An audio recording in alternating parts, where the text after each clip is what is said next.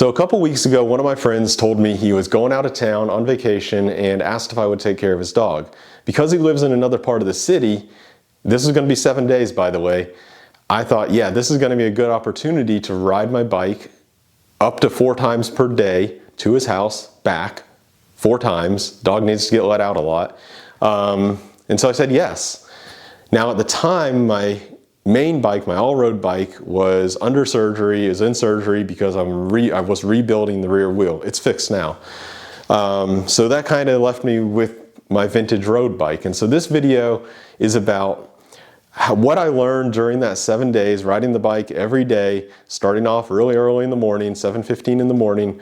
What I learned over those past 7 days riding a vintage road bike, and how I started having more fun with it, and the things I learned to do to enjoy the ride more. Now, of course, these are just my opinions, so don't get offended, and I'm not saying they're right for everybody or anything like that. These are just my opinion, the things I feel like I've learned over riding the bike this past week. So the first thing is lose the weight. So I had a rear rack on this bike, which I thought looked cool, and it definitely was handy sometimes. But what I found is this bike is a racing bike. You know, it's a road bike. It's meant to go fast. And it really felt better with the extra weight taken off of it. I could really feel when I got up out of the saddle, the movement of the bike underneath me really felt more lively. So although it is handy and it is popular to have rear racks or baskets on the front, I really don't like baskets that much. It really adds more weight to the front.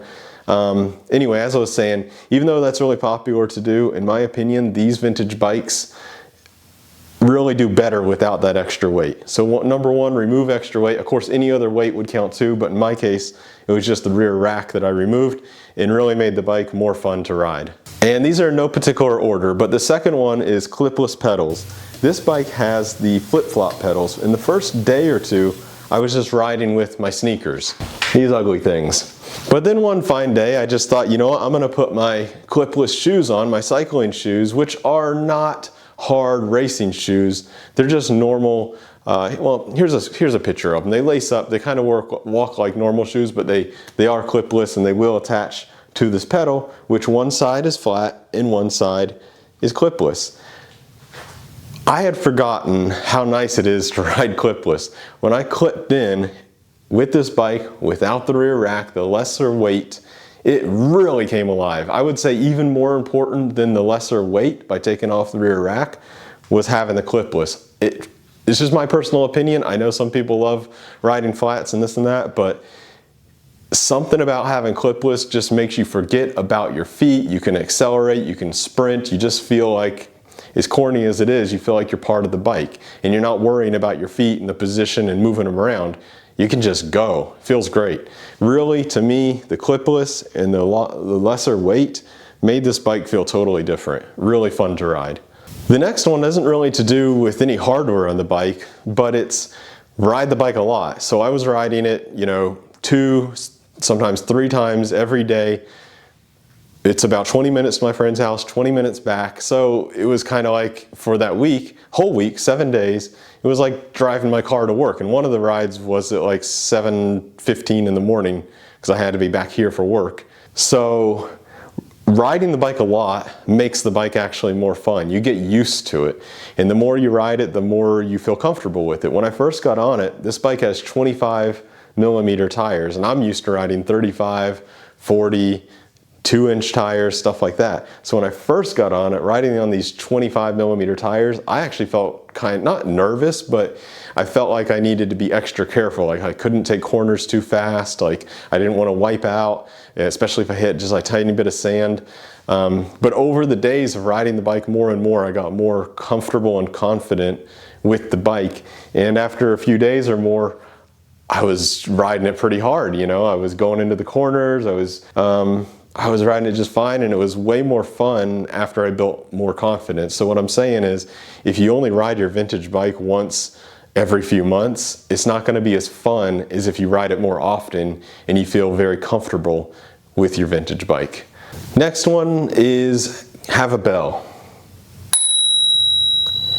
Pretty much any bell will do, but because these bikes don't really stop as well and the tires are more narrow, In my opinion, your ability to avoid an accident is even less, right? Your ability to avoid is less, right?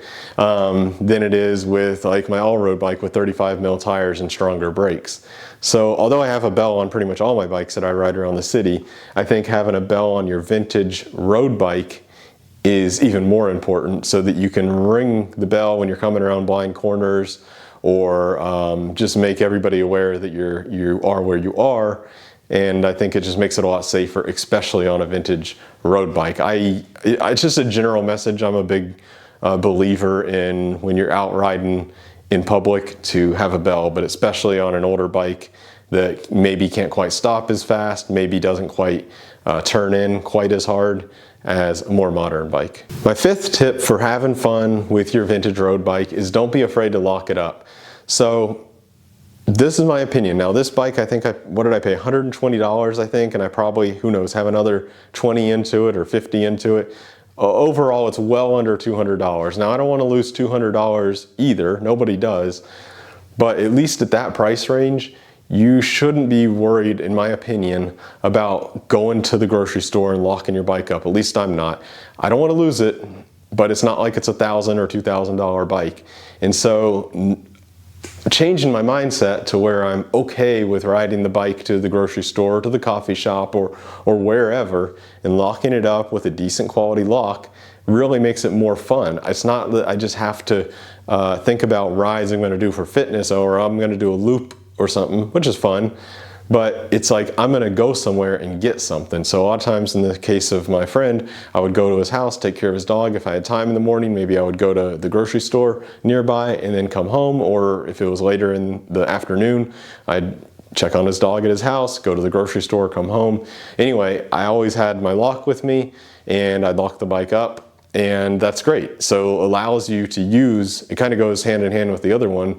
You need to ride the bike to get used to it. In part, for me at least, of riding it a lot was making a purposeful ride. So bringing my lock and not being afraid to lock it up and hope that it's here when I get back. The sixth tip for making these bikes more fun is also kind of like riding it a lot, but this one is riding it hard.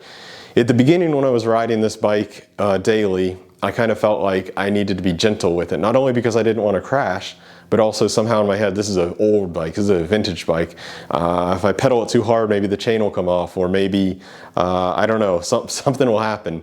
But in reality, if the bike is set up right and the bike is tuned up correctly, it's gonna be fine. Like, eventually I came to my mind that 40 years ago, when this bike was new, there was guys probably a lot stronger than me pushing it way harder than I'm able to push it now. So there's no reason to be afraid to push this bike hard. No reason to be afraid of pushing this bike hard, because it's made for it. It's a road bike. It was made to be pushed hard. It was made to be stopped hard.